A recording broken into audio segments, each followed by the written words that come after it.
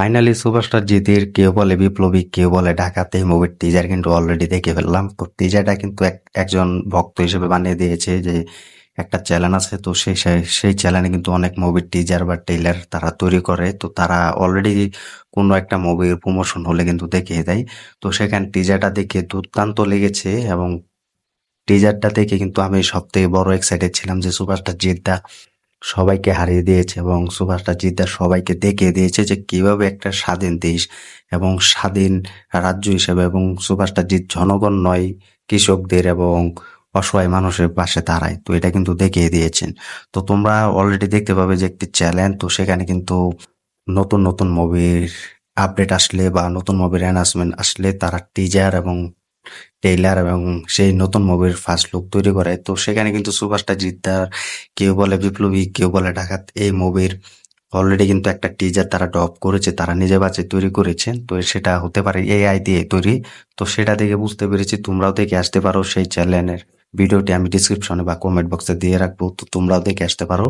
তো সব থেকে বেশি ভালো লাগলো যে সুভাষটা জিদ্দাকে আমরা কেউ বলে বিপ্লবী এই মুভিতে পেতে যাচ্ছি একটি নতুন ক্যারেক্টার হিসাবে, বা সুভাষটা জিতের সাতটা লুক থাকবে এই মুভিতে। তো সেটা কিন্তু অনন্ত সিংহ হয়ে ফিরতে চলেছেন এই সুভাষটা জিৎ। তো এরকম মুভি কিন্তু সুভাষটা জিতের কাছ থেকে কিন্তু আমরা আশা করেছি বা প্রেজেন্ট করেছি, তো সেটাই পাচ্ছি। তো সেই টিজারে কিন্তু সুভাষটা জিতটা এক এক করে ইংরেজদের বিরুদ্ধে লড়ছে, হঠাৎ পুরো ইংরেজ এবং ভিলেনদেরকে শেষ করে দিচ্ছে, বোমা মারছে এবং পুরো গুলি করছে, তো ফাইট করছে। তো সেটাই দেখানো হচ্ছে।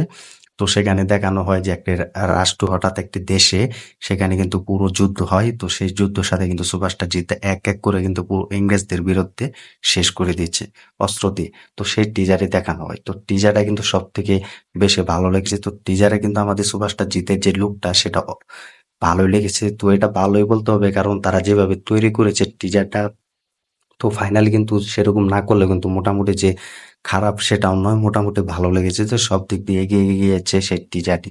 তো টিজারটা কিন্তু অলরেডি কিন্তু দুর্দান্ত কিন্তু কামব্যাক করছে, তোমরাও দেখে আসতে পারো।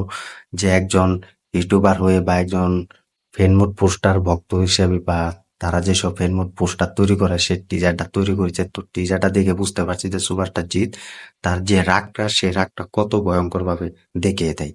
তো এটা একমাত্র সুভাষটা জিতের কেস বলে কথা, সুভাষটা জিতের পাওয়ার বলে কথা। তোমরা দেখে আসতে পারো সেই টিজারটা দেখে বুঝতে পারবে যে সুভাষটা জিতের কেউ বলে বিপ্লবী কেউ বলে ডাকাত। তো এটা অ্যামাজিং তোমরা বলতেই পারবো। তো সুপার ডুপার হিট তো হবেই। তো অলরেডি দেখে আসতে পারো সেই টিজারটি। তো টিজারে আমরা দেখতে পাই পুরো রাষ্ট্র মিলে পুরো দেশ মিলে কিন্তু সুভাষটা জিতটা কিন্তু একাই ঝাঁপিয়ে পড়ছে। তো সুভাষটা জিতের সাথে কিন্তু আর কেউ নেই। তো এটা কিন্তু তিনি নিজে দেখাচ্ছেন। তো তোমরা দেখতে পারবে, আমার মুখের কথা নেই, তোমরা সেই টিজারটা দেখে বুঝতে পারবে যে সুভাষটা জিত কিন্তু একাই ঝাঁপিয়ে পড়ে দেশের জন্য এবং একাই কিন্তু সেই ইংরেজদের বিরুদ্ধে কিন্তু যুদ্ধ করে এবং পুরো একটা হাতাহাতি হয়। সেই হাতাহাতি কিন্তু সুভাষটা জিততে কিন্তু পুরো আগুন জ্বালিয়ে দেয়। তো তোমরাও দেখে আসতে পারো।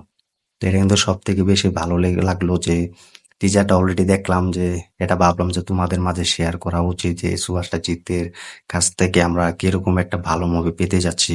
তো এই মুভিটি কিন্তু সম্ভাবনা 2026 সালে কিন্তু সেই কেউ বলে বিপ্লবী কেউ বলে ডাকাতি মুভিটি আসবে। তো সেটাই। তো তোমরা দেখে আসতে পারো সেই ভিডিওটি, আমি ডিসক্রিপশনে বা কমেন্ট বক্সে দিয়ে রাখবো। সেই ভিডিওটি দেখে আসতে পারো। তারপর আমার এই ভিডিওতে কমেন্ট করো যে কিরকম হয়েছে। তো দুর্দান্ত কিন্তু লেগেছে আমার। তো ভিডিওটি যদি ভালো লেগে থাকে শেয়ার করে দিও, চ্যানেল নতুন হয়ে থাকলে চ্যানেলটি সাবস্ক্রাইব করে দিও। দেখা হবে নতুন ভিডিও নিয়ে, নতুন আপডেট নিয়ে। ধন্যবাদ সবাইকে এতক্ষণ সাথে থাকার জন্য।